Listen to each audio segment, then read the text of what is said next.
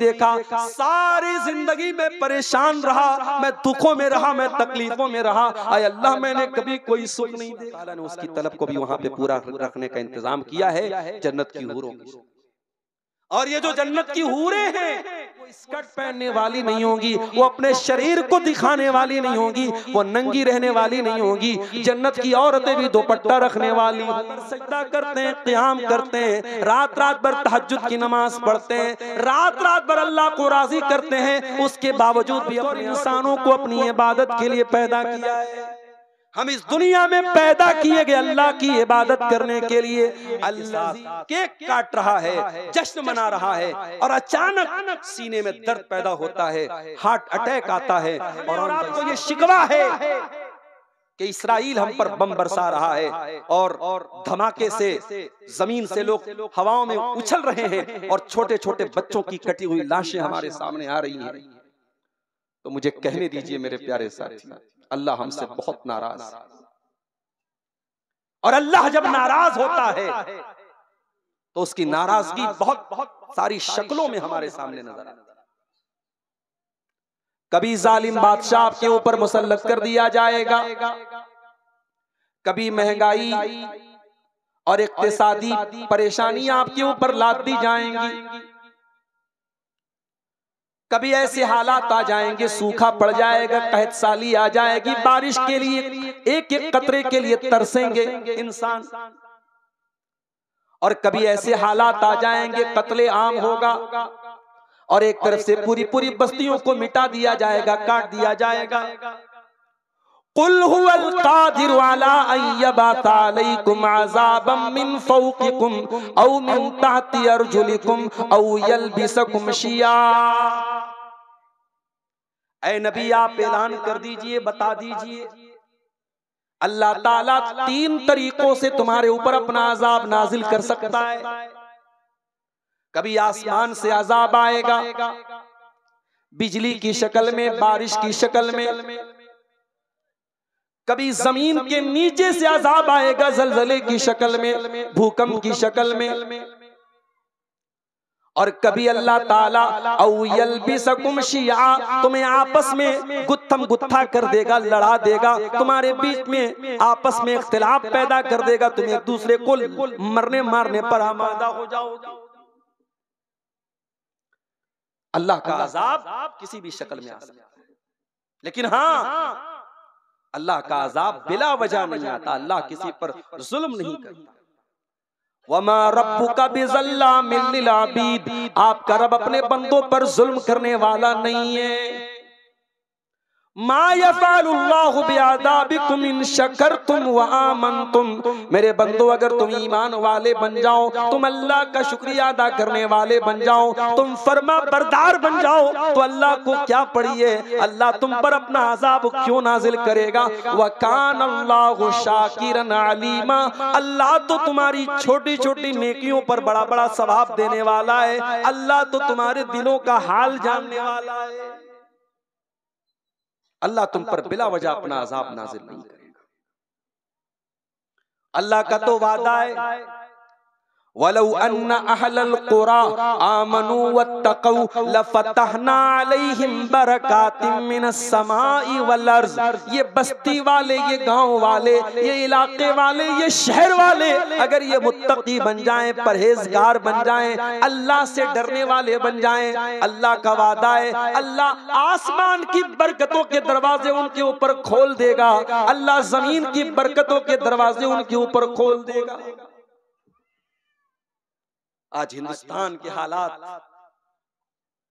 अब तो क्या मैं बयान करूं, कभी कभी मैं सोचने लगता हूं, ये हमारे यूट्यूबर भाई बेचारे बैठे हैं, इनका कोई भरोसा नहीं, बात कुछ होगी शीरा कुछ लगा देंगे, और न्यूज चैनल वाले तो मसाला खोजते हैं यूट्यूब के ऊपर कि किसी आलिम का कोई हमें मसाला मिले और हम उसको न्यूज चैनल पे चलाएं। मेरे प्यारे साथियों, बड़ा नाजुक दौर चल रहा है। जिस मुल्क में आपने 1000 साल हुकूमत की, उस मुल्क में आज आप इस लेवल पर क्यों पहुंचे हैं, ये गौर करने।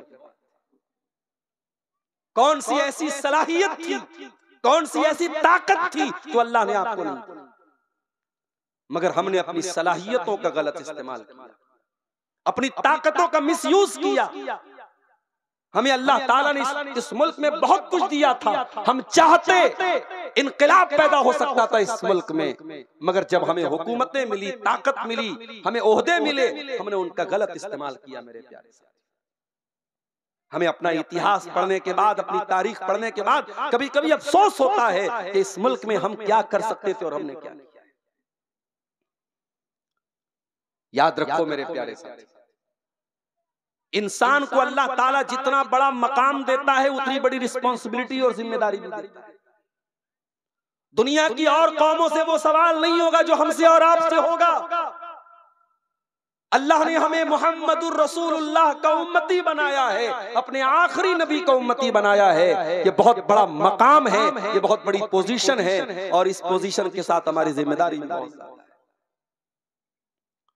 कुरान कहता है कुंतुम खैरा उम्मतिन उखरिजत लिन्नास, ऐ मुसलमानों तुम दुनिया की सबसे बेहतरीन उम्मत हो, the best community of the world, तुम दुनिया के सर्वोत्तम समाज हो, सबसे बेहतरीन कौम हो, सबसे बेहतरीन उम्मत हो।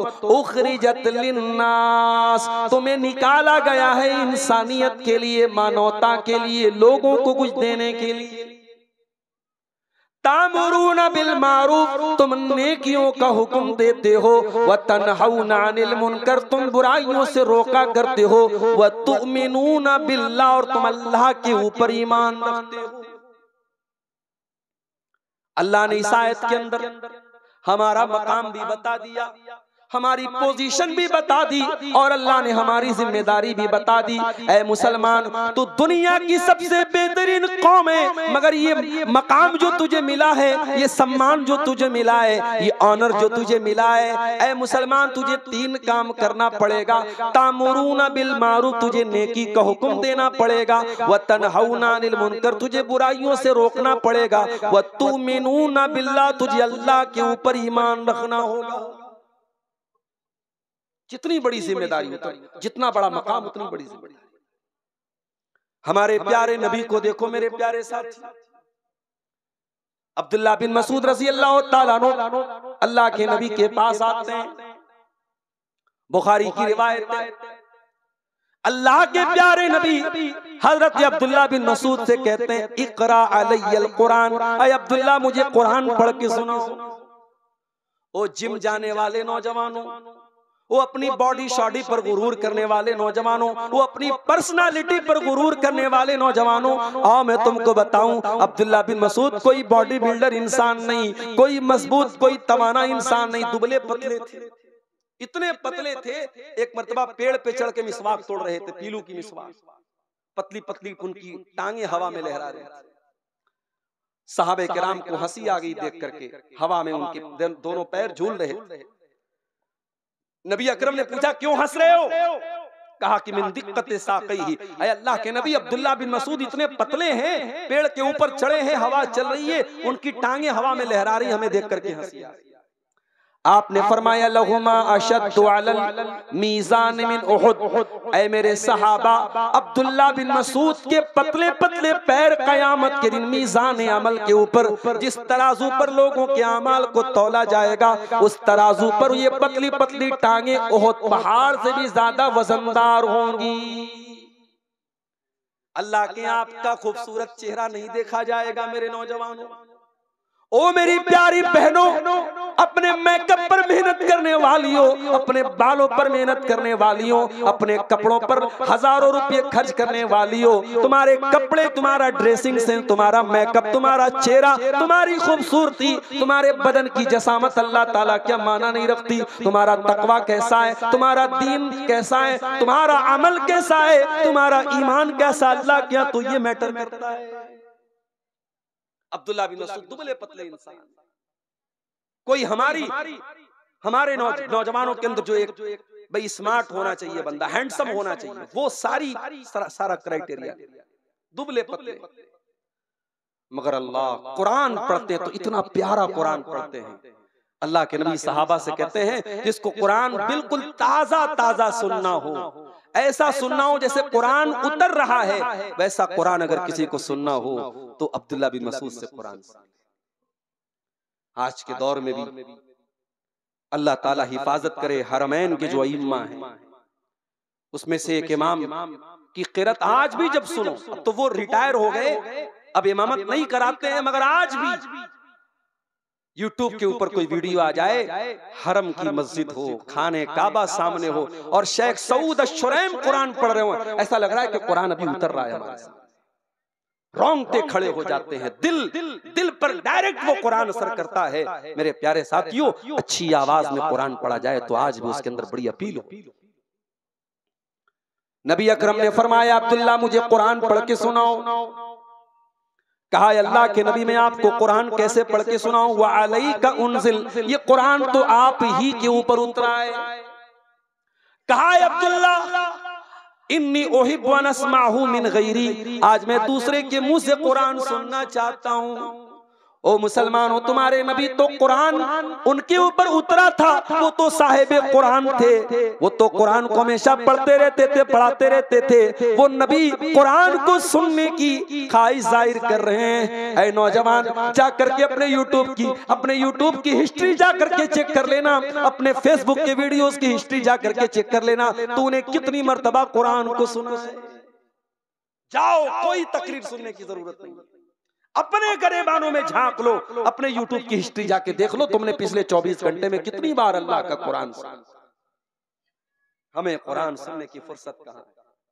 हमें बॉलीवुड के गाने, फिल्मी गाने, म्यूजिक, इन सब चीजों में मजा आता है, हमें कुरान सुनने में लज्जत नहीं आती। नबी अकरम अब्दुल्ला बिन मसूद से कह रहे, अब्दुल्ला मुझे कुरान सुनाओ, मैं सुनना चाहता हूं दूसरे के।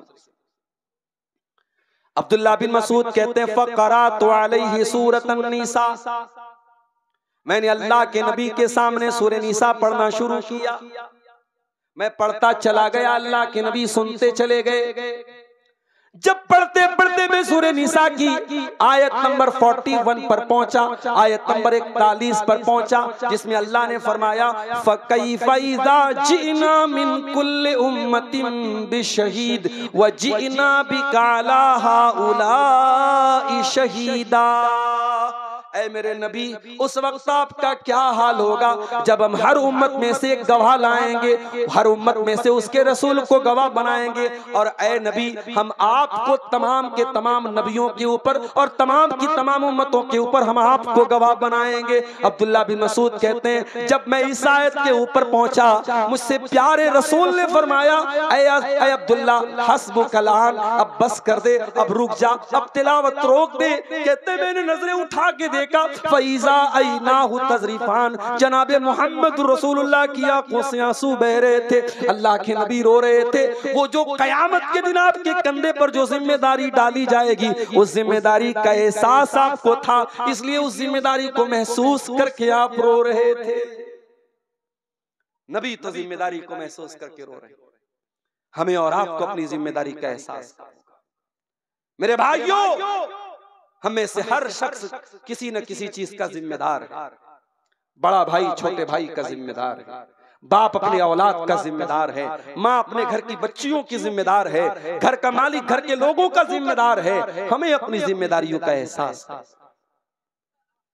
अल्लाह के प्यारे नबी फरमाते हैं, मा मिन अब्दिन यस्तरईहिल्लाहु रईयतन, जिस बंदे के ऊपर अल्लाह ताला कोई जिम्मेदारी डालता है, सुम्मा यमूतु यौम यमूतु, फिर वो इंसान मर जाता है, वहुवा काशिन लिरईयतिही, और अपनी जिम्मेदारी को वो सही तरीके से अदा नहीं करता है, अपनी जिम्मेदारी के साथ वो फ्रॉड करता है, अपनी जिम्मेदारी के साथ वो धोखा करता है, इल्ला हर्रमल्लाहु अलैहिल जन्ना, ऐसे इंसान के ऊपर अल्लाह ताला जन्नत को हराम कर देता है। ओ लोगो, तुमने बाप बन गए, अगर बाप होने का तुमने हक अदा न किया, अपने बच्चों से तुमने सवालात न किए, अपने बच्चों की तुमने दीनी तरबियत न की, ओ मेरी प्यारी माओ, अगर आपने अपनी जवान बेटियों को पर्दे के बारे में नहीं रोका, उनको गलत कामों से नहीं रोका, उनकी बेहयाई पर उनको नहीं टोका, तो कान खोल करके सुन लो, ये जिम्मेदारी आपके सर पर बहुत बड़ी मुसीबत बनने वाली है। नबी अकरम फरमाते हैं, जिसको अल्लाह ताला कोई जिम्मेदारी दे दे और वो अपनी जिम्मेदारी को अदा न करे, तो वो इंसान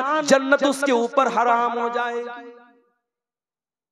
मैं कभी कभी बोलता हूं, हमारी नौजवान लड़कियां ऐसे ही तो बेपर्दा नहीं, कहीं ना कहीं तो हमारी रस्सी ढीली पड़ी है, कहीं ना कहीं तो हमने छूट दे के रखी है। वरना आज भी क्या मजाल है, अगर माँ बाहया हो, माँ पाक दामन हो, बाप नेक हो, बेटी की क्या मजाल है कि वो बेहयाई। ये इंस्टाग्राम पर मुसलमान लड़कियों का खुल्लम खुल्ला बेहयाई करना, ये फेसबुक पर नंगे नंगे फोटोज डालना, ये यूट्यूब पर चैनल बना बना करके अपनी तस्वीरें और वीडियोस डालना, ये इस बात की दलील है उन लड़कियों के घर में गैरत नहीं है। वो गैरत नाम की जो चीज थी वो हमारे घरों से निकल चुकी है मेरे प्यारे। जब किसी कौम की गैरत मर जाए तो उस कौम की लड़कियां और औरतें बेपर्दा और बेहया होती हैं, इसमें कोई हैरत की बात नहीं। इसीलिए अल्लाह के प्यारे नबी फरमाते हैं, सलासतुन ला यंजुरुल्लाहु अज़्ज़ा व जल्ला इलैहिम यौमल क़ियामा, तीन लोग ऐसे हैं जिनकी तरफ अल्लाह ताला क़यामत के दिन न तो देखेगा, वला युकल्लिमुहुम, न तो उनसे बात करेगा, वला युज़क्कीहिम, न उनको गुनाहों से पाक व साफ करेगा।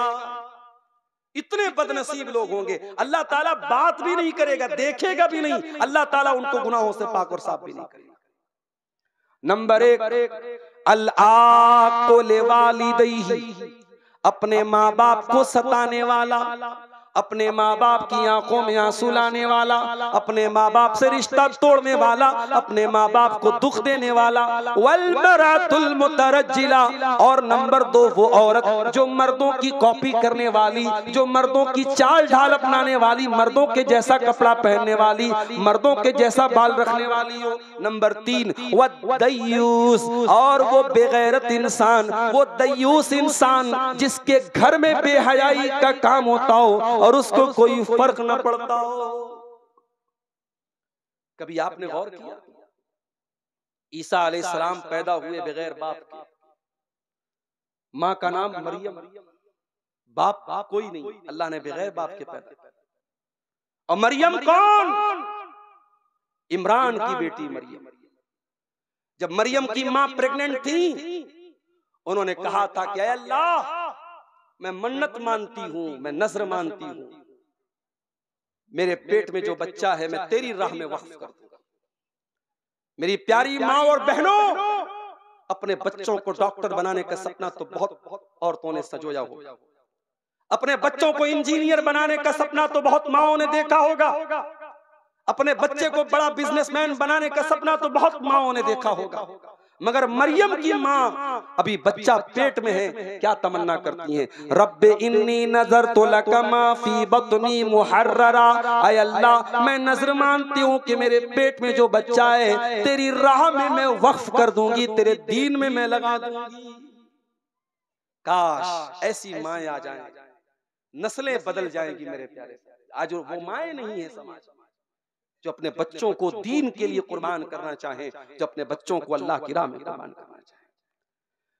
जब बेटी पैदा हो गई, क़ालत रब्बी इन्नी वज़अतुहा उन्सा, कहा अल्लाह मुझे, मैं तो बेटा मांग रही थी, मुझको बेटी पैदा हो गई। अल्लाह ने फरमाया वलैसा ज़करु कल उन्सा, ऐ मरियम की माँ, अगर बेटा हो भी जाता तो इस बेटी के जैसा न होता, तेरी बेटी का मकाम बहुत ऊंचा होने वाला है। ऐ मरियम की माँ, हम तेरी बेटी को बहुत ऊंचा मकाम देने वाले हैं, बहुत ऊंचा दर्जा देने वाले हैं। ये वो मरियम है, छोटी सी थी, इनकी परवरिश इनके खालू किया करते थे। और खालू कहाँ रहते थे? मेहराब में रहते थे, मस्जिद में रहते थे। ओ लोगों, ज़करिया अलैहिस्सलाम, कुरान में जहां भी ज़करिया अलैहिस्सलाम का नाम आया है, कभी गौर करना, ज़करिया के नाम के साथ मस्जिद जरूर आया है, मेहराब जरूर आया है। इतने अल्लाह वाले थे, इतने नेक थे, इतने दीनदार थे कि कुरान जब भी ज़करिया का नाम लेता है तो साथ में मेहराब का जिक्र करता है। गोया ज़करिया मस्जिद के साथ इतना उनका ताल्लुक था, इतना मजबूत रिश्ता था कि अल्लाह ताला ने उनके नाम के साथ मस्जिद को जोड़ दिया। ओ लोगों, ज़करिया हमारी तरह एक महीने महीने के नमाजी नहीं थे, रमजानी मुसलमान नहीं थे, रब्बानी मुसलमान थे। हम तो एक महीने के लिए मस्जिद से जुड़े और रमजान खत्म, नमाज खत्म, रमजान खत्म, मस्जिद से हमारा ताल्लुक खत्म। ज़करिया अलैहिस्सलाम मस्जिद में रहते थे, मेहराब में रहते थे। छोटी सी बच्ची थी मरियम, मरियम को पालते हैं, मरियम की परवरिश करते हैं। कुल्लमा दखल अलैहा ज़करियल मिहराब वजद इंदहा रिज़्क़ा। जब ज़करिया बाहर से आते हैं, क्या देखते हैं कि मरियम के पास बगैर मौसम का फल रखा हुआ है। आम का मौसम नहीं, आम रखा हुआ है, अमरूद का मौसम नहीं, अमरूद रखा है, सेब का मौसम नहीं, सेब रखा है। काला या मरियम अन्ना लकी हाजा, पूछा है मरियम ये फल तेरे पास कहां से आया। ओ लोगो, काश ये सवाल आपने अपनी जवान बेटी से भी पूछा होता। बेटी तेरे पास ये आईफोन कहां से आया, मैंने तो नहीं दिलाया। बेटी तेरे पास ये कीमती बैग कहां से आया, मैंने तो नहीं दिलाया। बेटी तेरे पास इतने पैसे कहां से आए, मैंने तो नहीं दिलाए। तेरे मोबाइल में रिचार्ज तो मैंने नहीं कराया, तूने कहां से कराया। काश हम भी मरियम की तरह तरबियत करने वाले बनते। मरियम सवाल करते हैं अपनी भांजी से, अपनी भांजी से, अपनी साली की बेटी से, ऐ मरियम ये फल तेरे पास कहां से आया। क़ालत हुवा मिन इंदिल्लाह, मरियम कहती हैं अल्लाह की तरफ से आया, अल्लाह की तरफ से आया। अहले हदीसों के बारे में लोग कहते हैं साहब ये करामत को नहीं मानते। आओ जरा करामत हम तुम्हें दिखाते, कुरान से करामत दिखाते। हम करामतों को मानते, हम किस्सों कहानियों को नहीं मानते। उल्टी सीधी जो मन में आए किताबों में लिख दो और कहो कि साहब ये बुजुर्गों की करामत है, हम ऐसी करामतों को नहीं मानते। जो ऑथेंटिक सोर्स से साबित है, मरियम की करामत कुरान से साबित है, हम मानते। बेमौसम का फल आ रहा है मरियम के पास। जब ज़करिया अलैहिस्सलाम ने देखा बेमौसम का फल इसके पास आ रहा है, ज़करिया के दिल में ख्याल आया, हुनालिका दआ ज़करिया रब्बहू क़ाला। हजरत ज़करिया अलैहिस्सलाम अल्लाह की बारगाह में हाथ उठाते दुआ करते हैं, ऐ अल्लाह रब्बी हबली मिन लदुनका ज़ुर्रियतन तय्यबा इन्नका समीउद दुआ। ज़करिया अलैहिस्सलाम दुआ करते हैं अल्लाह तो मुझको भी नेक बेटा दे दे, मुझको भी पाकीज़ा औलाद दे दे। ऐ अल्लाह अगर तू मरियम को बेमौसम का फल दे सकता है तो मुझको तू बगैर वक्त के बुढ़ापे में तू मुझको औलाद क्यों नहीं दे सकता। ये मरियम है। जब मरियम के पास फरिश्ता आता है और आकर के कहता है कि ऐ मरियम तुझे बेटा होने वाला है, मरियम तो परेशान हो जाती है, मुझे बेटा होगा। कहा कि हाँ तुम्हें होगा। कहा अरे मेरी तो शादी नहीं हुई, मुझे किसी ने टच नहीं किया, मुझे कहां से बेटा होगा। कहा कि अल्लाह का हुक्म है तुझे बेटा होगा। जब मरियम अलैहिस्सलाम जब उनको हमल का टाइम आया, बच्चे की पैदाइश का टाइम आया, फ़अजाअहल मखाज़ु इला जिज़इन नख़लती क़ालत या लैतनी मित्तु क़ब्ल हाज़ा व कुन्तु नसियम मनसिया। कुरान कहता है कि जो लेबर पेन था, जो गर्भ जो बच्चे की पैदाइश के टाइम का जो दर्द होता है, उस दर्द ने बेचैन कर दिया। और मरियम एक खजूर के पेड़ के पास पहुंचती हैं और कहती हैं या लैतनी मित्तु क़ब्ल हाज़ा, ऐ काश की आज के पहले मैं मर गई होती। वह कुन्तु नसियम मनसिया, मेरा नाम कोई जानने वाला न होता। ओ लोगो, एक पाक दामन औरत के लिए बहुत बड़ा धब्बा है, उसके किरदार पे कोई धब्बा लगा दे, उसके कैरेक्टर पर कोई धब्बा लगा दे, उसके ऊपर कोई झूठा इल्जाम लगा दे, इससे बढ़ के एक पाक दामन औरत के लिए कोई इल्जाम नहीं हो सकता। कहा कि अल्लाह काश मैं मर गई होती, मेरा नाम कोई जानने वाला न होता। बच्चा पैदा हुआ, ईसा अलैहिस्सलाम दुनिया में आए। जरा गौर से सुनना कि दुआ वालों, हजरत मरियम बच्चे को गोद में लेके आती हैं, अपनी कौम के पास पहुंचती हैं। कौम के लोग सवाल करते हैं या मरियम अन्ना लकी हाजा, ऐ मरियम। कौम के लोग कहते हैं या मरियम लक़द जीति शैअन फरिया, ऐ मरियम तूने बहुत गलत काम किया है। या उख्ता हारून मा कान अबूकी इम्रअ सौइन व मा कानत उम्मुकी बग़िया, ऐ हारून की बहन। मरियम के कोई भाई थे जिनका नाम हारून था। कहा कि ऐ हारून की बहन, तेरा बाप भी नेक इंसान था, तेरी माँ भी बदचलन नहीं थी, तूने ये गंदा काम कैसे कर दिया। उलमा ने लिखा इस आयत की तफसीर में, मरियम का भाई भी नेक, मरियम का बाप भी नेक, नेक, मरियम की माँ भी नेक। मरियम बच्चा लेकर के आई तो कौम के लोग कहते ये बच्चा कहाँ से आया? पता ये चला अगर किसी लड़की का भाई नेक हो, लड़की का बाप नेक हो, लड़की की माँ नेक हो, अगर ये तीन रिश्ते अच्छे हो तो लड़की के का भटकना और लड़की के कदम का बहकना बहुत मुश्किल है। लड़की तभी बहकती है, लड़की के कदम तभी भटकते हैं जब इन तीन रिश्तों में से कोई एक रिश्ता गड़बड़ हो। अगर लड़की की माँ सही है, लड़की का बाप सही है और लड़की का भाई सही है तो ऐसी लड़कियों के भटकने और बिगड़ने के चांसेस बहुत कम होते हैं। मेरे अजीजों, समाज आज कहां जा रहा है, जरा इस पर गौर करो। मैंने जो आयत करीमा आपके सामने पढ़ी थी, कुरान के दूसरे पारे की आयत, उस आयत में अल्लाह ताला ने हमें एक हुक्म भी दिया है और सच पूछो तो हमसे अल्लाह ने एक सवाल भी किया है।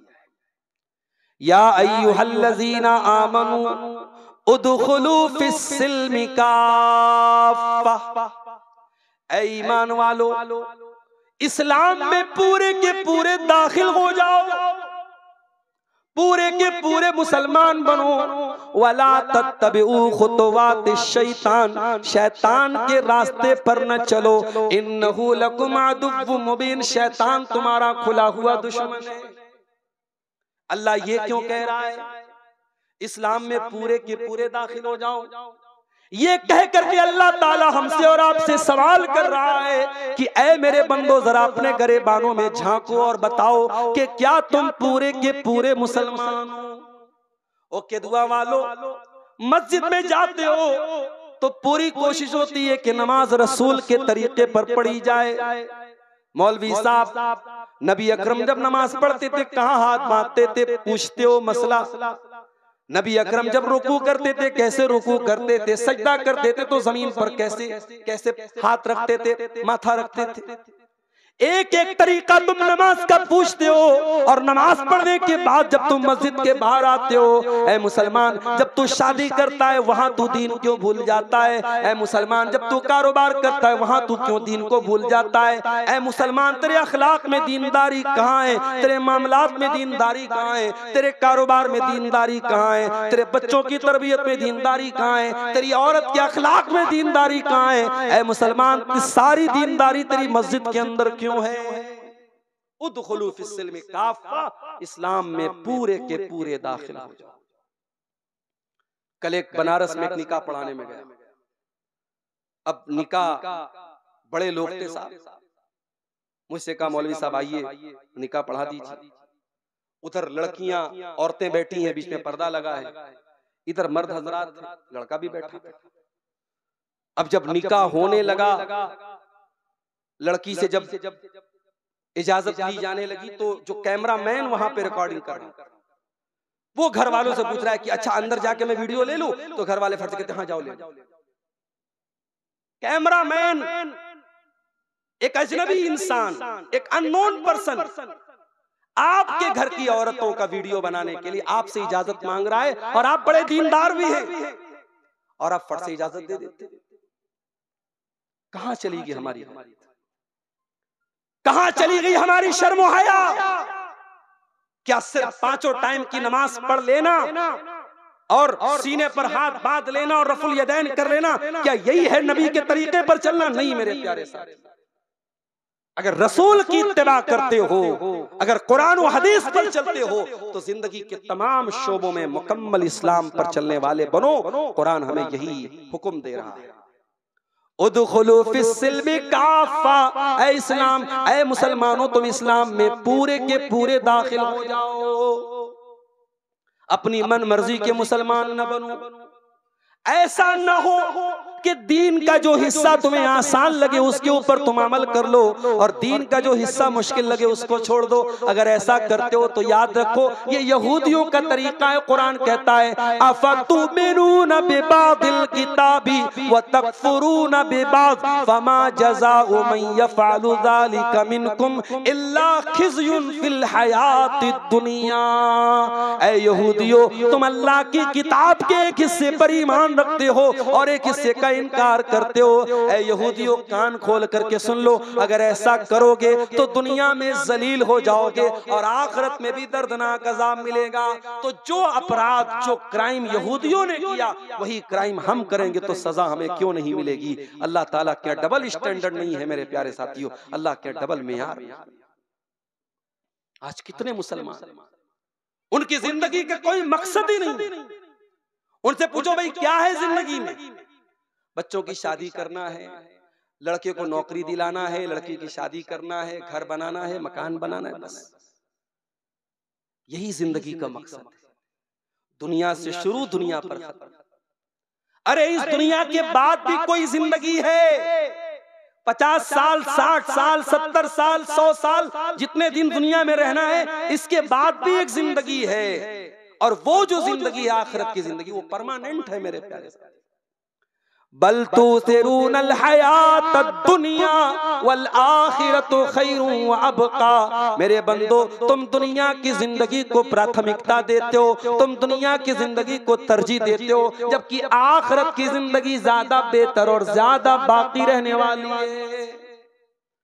दुनिया में आप जितने भी ऐशो आराम से रह ले, जितने भी लग्जरी लाइफ गुजार ले, महलों में रह ले, सोने चांदी में आपकी परवरिश हो जाए, मगर याद रखो मेरे प्यारे साथियों, जहन्नम में एक पल के लिए भी अगर इंसान को डाला जाएगा, अल्लाह के नबी फरमाते हैं कयामत के दिन एक इंसान को लाया जाएगा, युता बि अनअम अहली दुनिया, जो दुनिया में बहुत ऐशो आराम से रहता था, बहुत सुकून से रहता था, बहुत दौलत थी उसके पास, बहुत ऐशो आराम से रहता था, लेकिन जहन्नमी था।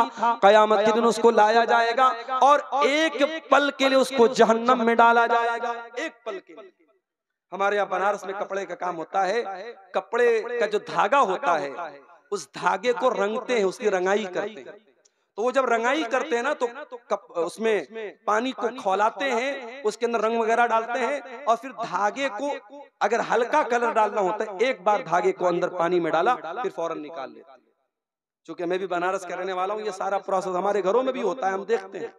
तो अल्लाह के नबी ने यहाँ पे जो लफ्ज इस्तेमाल किया, फयुस्बगु सबकतन फिन्नार, जैसे कपड़े को या धागे को पानी में रंगने के लिए डाला जाता है और डाल के फौरन निकाल दिया जाता है, वो इंसान जो सारी जिंदगी ऐशो आराम से महलों में रहता था, अल्लाह ताला एक पल के लिए जहन्नम में डालेगा और निकालेगा।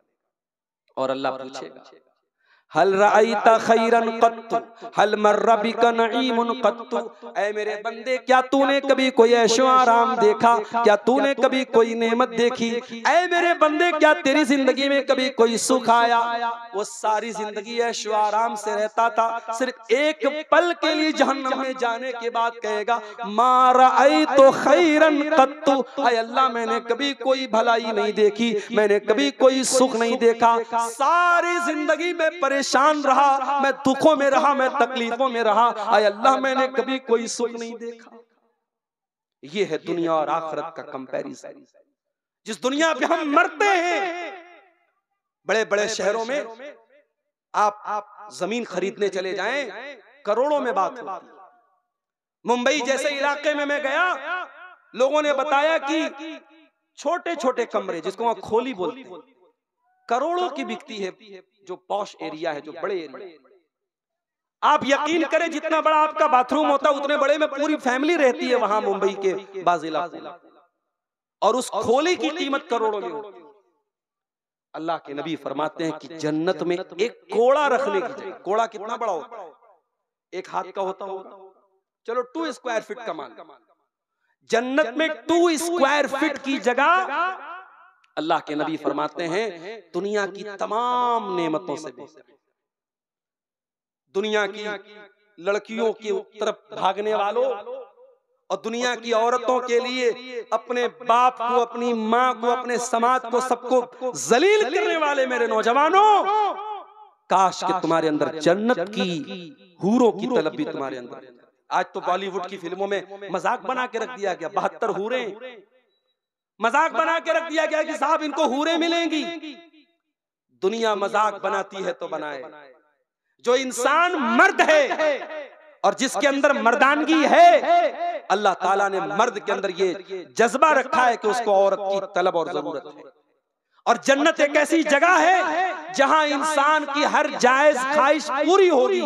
तो जब इंसान के अंदर औरत की तलब है, मर्द के अंदर, तो अल्लाह ताला ने उसकी तलब को भी वहां पे पूरा रखने का इंतजाम किया है जन्नत की हूरों की। और ये जो जन्नत की हूरें हैं, अल्लाह के नबी फरमाते हैं,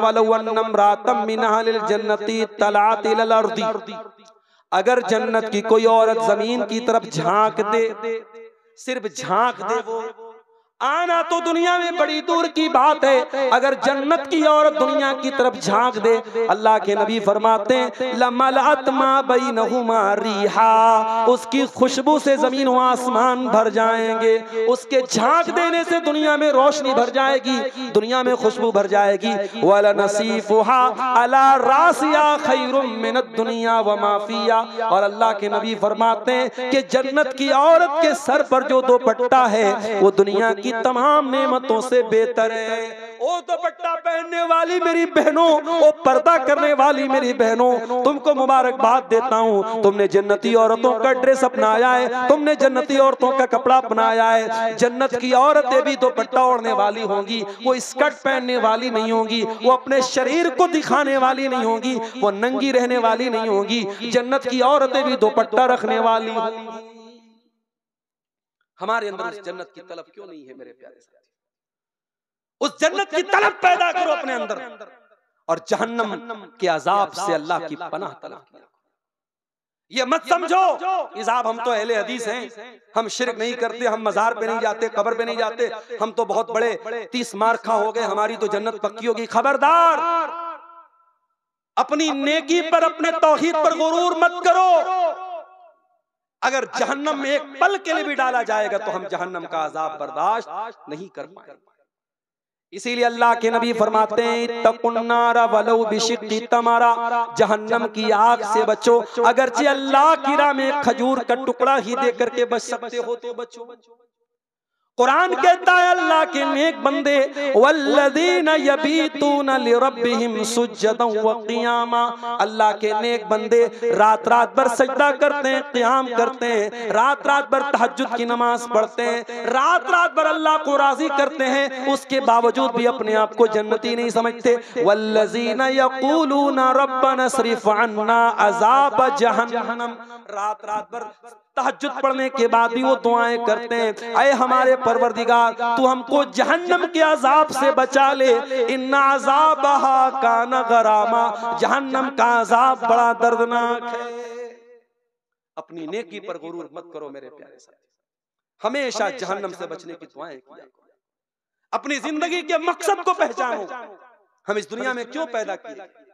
वमा खलक़तुल जिन्ना वल इंसा इल्ला लियअबुदून, मेरे बंदो मैंने जिन्नात को और इंसानों को अपनी इबादत के लिए पैदा किया है। हम इस दुनिया में पैदा किए गए अल्लाह की इबादत करने के लिए। अल्लज़ी खलक़ल मौता वल हयाता लियब्लुवकुम अय्युकुम अहसनु अमला, अल्लाह ने हमको क्यों पैदा किया, अल्लाह ने जिंदगी को क्यों बनाया, अल्लाह ने मौत को क्यों बनाया। फरमाया हम तुम्हारा इम्तिहान लेना चाहते हैं कि तुम में कौन अच्छा अमल करता है, कौन अल्लाह को राजी करने वाला अमल करता है। इम्तिहान देने आए हैं दुनिया में, और जो इम्तिहान देने आता है उसको फिक्र रहती है कि मैं पास कैसे हो जाऊं, उसको फिक्र रहती है कि मैं पास कैसे हो जाऊं। बहुत कामचोर किस्म का भी स्टूडेंट और तालिब इल्म है, इम्तिहान जब करीब आता है तो वो तैयारी करता है। मेरे प्यारे साथियों, आज मौत को अपनी आंखों से हम देख रहे हैं। अभी यूपी का एक वीडियो मैंने देखा कि एक नौजवान 40 साल के करीब का इंसान अपना बर्थडे मना रहा है, बीवी के साथ केक काट रहा है, जश्न मना रहा है, और अचानक सीने में दर्द पैदा होता है, हार्ट अटैक आता है और ऑन द स्पॉट उसका इंतकाल हो जाता है। मौत आपसे पूछ के नहीं आएगी कि अभी तू एक बर्थडे और मना ले, फिर हम तुझे हम मौत से हम कनार करेंगे।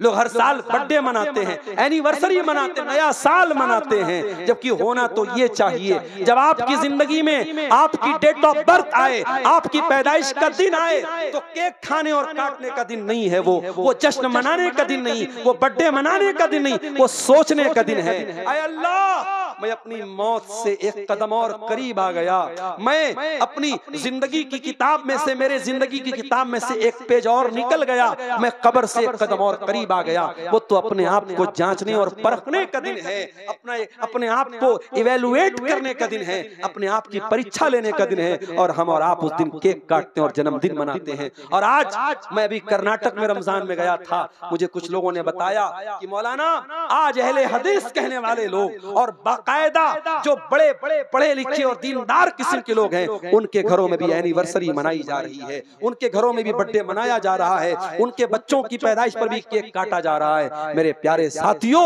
याद रखो ये सारे चोंचलेबाजियां ये यहूद और नसारा के हैं। और अल्लाह के नबी ने फरमाया, मन तशब्बह बिकौमिन फहुवा मिनहुम, जो किसी कौम की नकल करता है वो उन्हीं में से है। बच्चों को केक खिलाना है, आप कभी भी खिला सकते हैं, केक खाना जायज है, केक खिलाने में कोई हर्ज की बात नहीं है, मगर ये बर्थडे सेलिब्रेट करना, माफ करना, ये हमारा कल्चर नहीं है।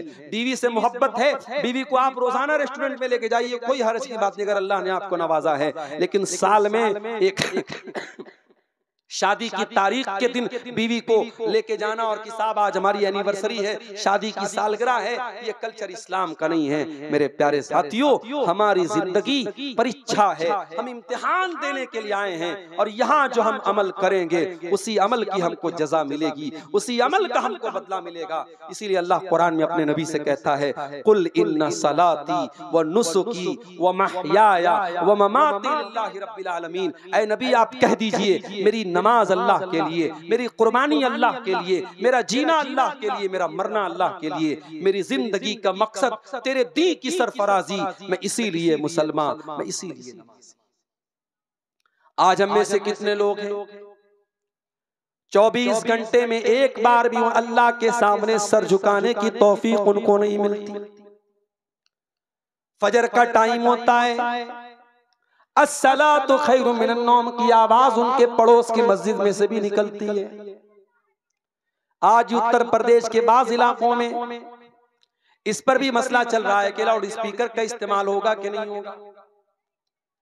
लाउड स्पीकर अगर इस्तेमाल हो रहा है तब तो और ज्यादा, और नहीं हो रहा है तब भी वो कानों में आपकी आवाज तो पहुंचती है। मेरे प्यारे साथी, मुझे बनारस से अगर 6 बजे ट्रेन स्टेशन से पकड़नी थी, हर हाल मैंने मोबाइल पर 5 बजे का अलार्म लगा करके उठूंगा। मुझे अगर बरहरवा आना है, आपके इलाके में आना है, ट्रेन पकड़ना है, फ्लाइट पकड़ना है, अपनी फ्लाइट और ट्रेन के टाइम से पहले मैं स्टेशन पर, एयरपोर्ट पर पहुंच जाऊं। हम ये खुद तय करते हैं कि हम किस चीज को कितना महत्व देते हैं। अगर ट्रेन हमारे लिए इंपॉर्टेंट है तो हम ट्रेन के टाइम के पहले पहुंच जाएंगे, अगर प्लेन अहम है तो प्लेन के टाइम के पहले पहुंच जाएंगे। ऐ मुसलमान, मुअज्जिन सुबह फजर की अजान में तुझे आवाज देता है, सलातु खैरुम मिनन नौम, नमाज नींद से बेहतर है। अगर तेरी नमाज तेरे लिए बेहतर है, नींद से तू बिस्तर छोड़ देगा और तू मस्जिद में हाजिर हो जाएगा। अल्लाह के नबी फरमाते हैं, रोजाना जब इंसान बिस्तर पे सोने जाता है, या क़िदुश शैतान वाला काफियत अहदिकुम सलासा वक़त, तो शैतान हमारे सर के पीछे हमारी गुद्दी पर 3 गिरे लगाता है, 3 गांठ लगाता है, 3 गिरे लगाता है। जब बंदा सुबह फजर के टाइम उठता है, जब बंदे की नींद खुलती है फजर के टाइम, तो शैतान की 3 गांठ में से 1 गांठ खुल जाती है, 1 गिरे खुल जाती है। और जब इंसान उठ करके दुआ पढ़ लेता है, जब इंसान उठ करके दुआ पढ़ लेता है, अल्हम्दुलिल्लाहिल्लज़ी अहयाना बादमा अमातना व इलैहि नुशूर, अल्लाह के रसूल फरमाते हैं कि एक गिरे खुल जाती है। फिर जब इंसान वजू कर लेता है, तहारत हासिल कर लेता है, पाकी हासिल कर लेता है, शैतान की दूसरी गिरे भी खुल जाती है। और जब इंसान फजर की नमाज पढ़ लेता है तो उसकी तीसरी, शैतान की तीसरी गिरे भी खुल जाती है और इंसान बिल्कुल चुस्ती फुर्ती वाला हो जाता है, एक्टिव हो जाता है। और अगर इंसान फजर के टाइम सोया रहता है, अल्लाह के नबी फरमाते हैं शैतान की वो 3 गांठ लगी रहती है, 3 गिरे लगी रहती है, और दिन भर इंसान बहुत ही खबीस तबीयत के साथ जिंदगी गुजारता है। मेरे प्यारे साथियों, जरा गौर करो, आज हम में से अक्सर नौजवान, चाहे वो मर्द हो चाहे औरतें हो, आज फजर के टाइम हम सोए पड़े रहते हैं। मेरे प्यारे भाइयों, आज अगर हम ये कहते हैं हमारे घर पे जादू है, हमारे घर पे जिन्नात ने परेशान किया है, हमारे घरों पे जो है मुसीबतें आ रही हैं, तो शैतान को तो हमने अपने ऊपर हावी होने का मौका दे दिया है। शैतान हर इंसान के सर के पीछे 3 गिरे लगाता है, और जो फजर की नमाज में नहीं उठता है वो गिरे ऑलरेडी उसके ऊपर बंधी रहती है, और वो गिरे की वजह से इंसान के अंदर सुस्ती तारी रहती है। इसीलिए मेरे प्यारे भाइयों, मेरी प्यारी माँ बहनों, नमाज अपने वक्त पर फर्ज है। इन्नस्सलात कानत अलल मुमिनीन किताबम मौकूता, नमाज अपने वक्त पर मुसलमानों के ऊपर फर्ज है। नमाज का टाइम आ जाए तो फिर कोई अल्लाह ताला क्या कोई एक्सक्यूज, कोई बहाना काम नहीं करेगा। अगर आप बहुत बड़े बिजनेसमैन हैं, बहुत बड़े कारोबारी हैं, बहुत बड़े व्यापारी हैं, आपका कारोबार लाखों करोड़ों में है, लेकिन नमाज से बड़ा आपका कारोबार नहीं है। आपसे बड़े कारोबारी मक्का की सरजमीन पे जाके देख लो, मदीना की सरजमीन पे जाके देख लो, जैसे ही हरम में अजान की आवाज आती है, आप हरम के बाहर दुकान पे खड़े हैं, सामान पैक हो चुका है, आपको पैसा देना है, जैसे अजान की आवाज आएगी दुकानदार फौरन अपना शटर गिरा देगा, दुकानदार फौरन काउंटर बंद कर देगा। नहीं साहब, नमाज पढ़ने के बाद आइए। आज भी मक्का और मदीना में वो मंजर आप देख सकते हैं। मेरे प्यारे साथियों, आपके कारोबार से बड़ी नमाज है, नमाज से बड़ा आपका कारोबार नहीं है। इसीलिए कुरान कहता है, रिजालुल्लाह तुल्हीहिम तिजारतु वला बैउन अन जिक्रिल्लाह, अल्लाह के नेक बंदों का कारोबार, उनका लेन देन उनको नमाज से गाफिल नहीं करता है। यखाफून यौमन ततक़ल्लबु फीहिल क़ुलूब वल अबसार, वो कयामत के दिन से डरते हैं जिस दिन आंखें अपनी जगह पे नहीं रहेंगी, कलेजे अपनी जगह पे नहीं रहेंगे। मेरे प्यारे साथियों, दुनिया का हर बिजनेसमैन ये चाहता है कि उसको प्रॉफिट हो, उसको लाभ हो। कोई घाटा सहने के लिए कारोबार नहीं करता है, कोई घाटा सहने के लिए बिजनेस नहीं करता है। आओ जरा कुरान से पूछें, आओ जरा अल्लाह ताला से पूछें, अल्लाह कौन सा ऐसा कारोबार है जिसमें घाटा होने वाला नहीं है। अल्लाह जवाब देता है, इन्नल्लज़ीना यतलूना किताबल्लाह, जो लोग अल्लाह की किताब की तिलावत करते हैं, वह अक़ामुस्सलाता, नमाज कायम करते हैं, व अनफ़क़ू मिम्मा रज़क़नाहुम सिर्रन व अलानिया, और हमने जो रोजी दी है उसमें से वो अल्लाह की राह में खर्च करते हैं, ज़कात निकालते हैं, खैरात निकालते हैं। अल्लाह फरमाता है, यरजूना तिजारत